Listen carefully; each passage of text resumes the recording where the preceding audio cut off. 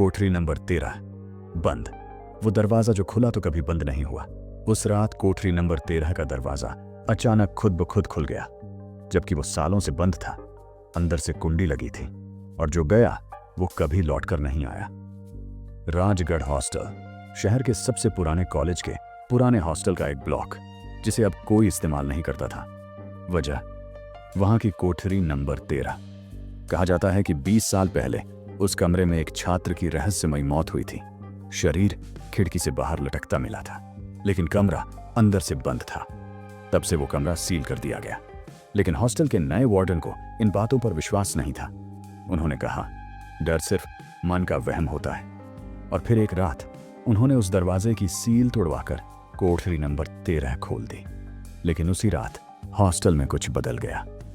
पहले तो बस हल्की हल्की आहटें आने लगीं, जैसे कोई कमरे में चल रहा हो। फिर छात्रों ने बताया कि आधी रात को किसी के गाने की धीमी आवाज आती है, लेकिन आवाज उल्टी दिशा में चलती है, जैसे कोई उल्टा गा रहा हो।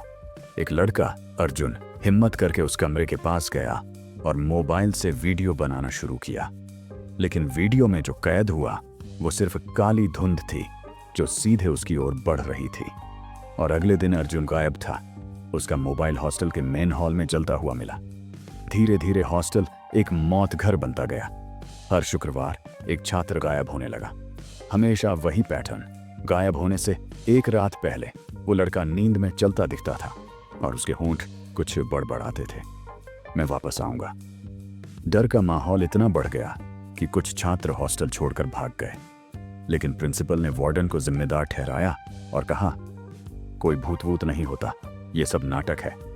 तो उन्होंने खुद तय किया कि वो एक रात कोठरी नंबर 13 में रुकेंगे।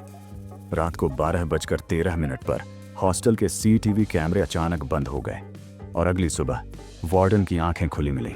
लेकिन आंखों में पुतलियां नहीं थीं, बस सफेदी और होंठ सिल दिए गए थे। वो जिंदा थे, लेकिन कुछ बोल नहीं सकते थे। अब हॉस्टल को सील कर दिया गया है, लेकिन कहते हैं रात के 12:13 पर अगर आप कोठरी नंबर 13 के दरवाजे के पास खड़े होकर अपना नाम लेते हैं तो अंदर से कोई आपकी आवाज में जवाब देता है। लेकिन जो जवाब देता है वो आप नहीं होते।